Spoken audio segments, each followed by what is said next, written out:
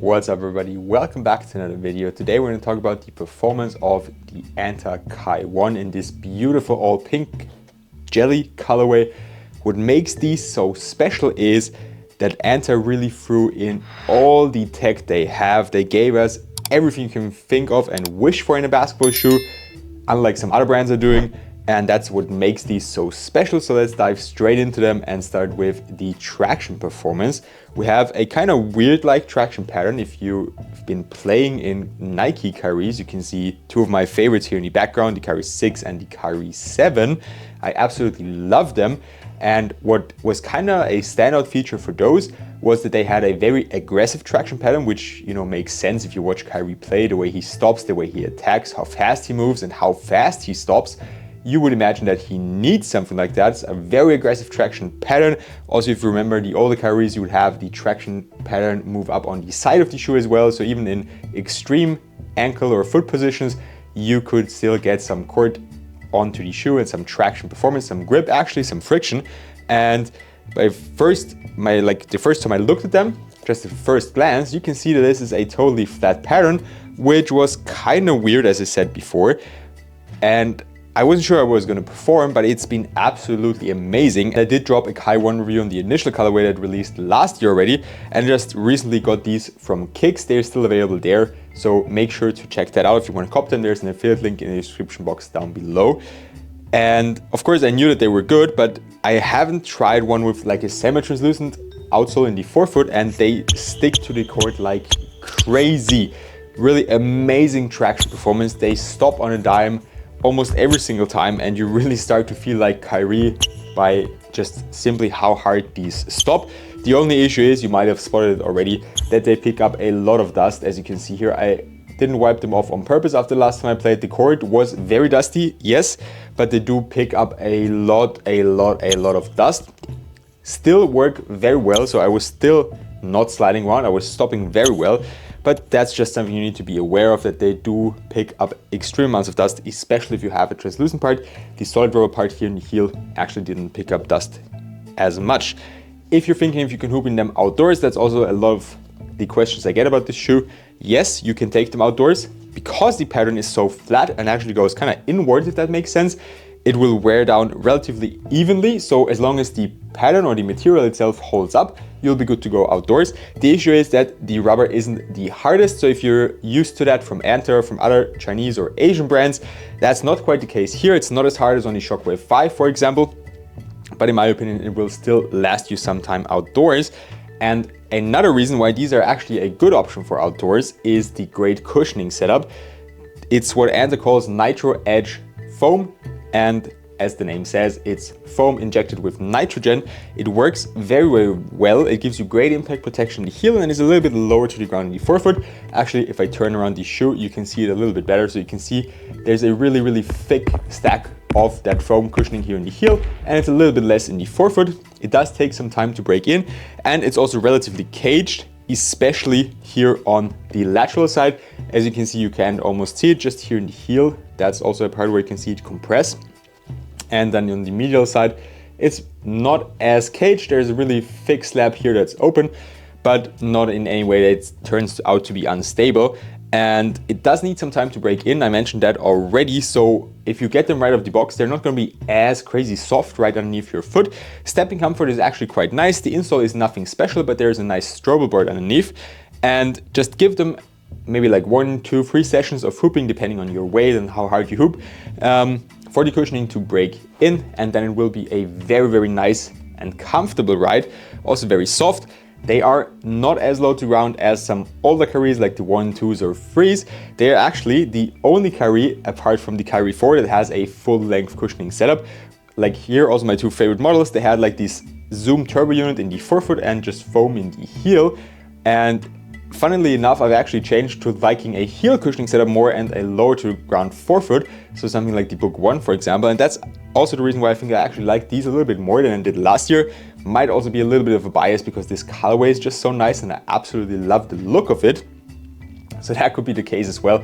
But I feel like I enjoy shoes more that have good impact protection in the heel and have a nice and lower setup in the forefoot, especially for games. Of course, for practices, if my feet feel tired, I do like something with a full length setup, maybe the KD17, or just some really comfortable shoes that have full length, nice and soft cushioning. So if you need something like that, maybe don't go for these. In my opinion, they do have just enough in the forefoot for someone like that or some player who prefers that, but it's not the most comfortable setup in the forefoot. It is very comfortable in the heel, and as I mentioned before already, is also not unstable at all because they gave us a lot of support features. Really great tech. As I said in the intro of the video, they really threw everything in there that you can find on the market or that they had in store. We have a very rigid heel counter. We have a carbon fiber plate. We have this Anta logo that acts like a little bit of an outrigger. Of course, we also have this midfoot strap that is very prominent. I really like the detail here that it just says Kyrie Irving on here. Just a very cool detail, and it's also a little bit shiny and sparkling. Just a beautiful shoe overall. And while the strap goes here to the side of the shoe on the medial side, it is not connected to the midsole of the shoe directly, so it doesn't really do as much for support. It's just more a little bit of an aesthetic feature and maybe just a tiny little bit more support because of the strap, but you don't feel it as much. Because it's not connected, it essentially just holds the material here a little bit tighter together, so you don't really feel that as much. But as I said, all the other features that you have in there are absolutely incredible. Also, if we look at forefoot flex, you can see that the shoe flexes only here in the forefoot, just where it's supposed to flex, and there is no flex in the midfoot area. I actually can't even flex it because, for one, we have that Anta logo here that I mentioned, and we have this carbon fiber shank plate here in the midfoot. Also, torsional support is very good. In my opinion, if a shoe bends too much, that's just a torsional support issue on court, and these really have excellent support, so that's definitely the standout feature of the shoe next to the amazing looks, in my opinion. The one thing I was actually a little bit disappointed of in the looks is that this colorway up here, you can see, has this little feather here in the background or on the back heel tab, and this one didn't come with a feather. I really would have liked that all pink feather here as well, but that's just a little bit off topic. Moving on to the last performance category, which are the materials. They are also hella comfortable. You've got crazy amounts of padding, especially in the heel area and on the tongue, which makes them extremely comfortable in combination with the cushioning once it's broken in the heel area. The forefoot is rather minimalistic. Yes, the tongue is nicely padded, so the laces don't cut into your feet. That's also nice. But apart from that, there's not really much going on in the forefoot. We have just a fuse and mesh upper, pretty much standard for modern basketball shoes. And I really enjoy this. We have a little bit of an overlay here, so if you're a toe dragger, you should also be good. And while the materials actually might look breathable here in the forefoot, they are not breathable at all. So that's maybe one downside to them. If you're somebody who struggles with shoes that get too hot, that get too sweaty, these are probably not for you because there is so much padding, especially in the heel and on the tongue. The air just can't get out, so there's not a lot of ventilation going on.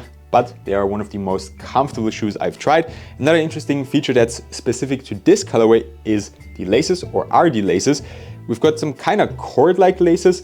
On some other colorways, we had flat laces, as you can see here on the Green Garden colorway, and also on the other colorways that I tried, we had flat laces.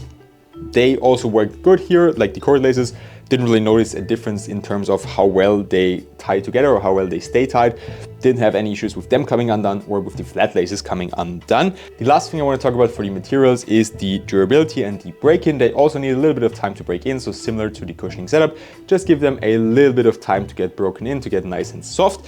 And the durability should also be very good. Actually, in my opinion, you can definitely play with them outdoors as long as the traction pattern holds up. Just be aware, maybe those parts here in the forefoot that are relatively soft, as you can see, broken in, nice and soft, they could rip easily, but I think you'd have to wear them for quite some amount of time for that to happen. Now, last but not least, let's talk about the fit of the shoe. In my opinion, they do fit true to size, and they're actually also a good option if you have wide feet.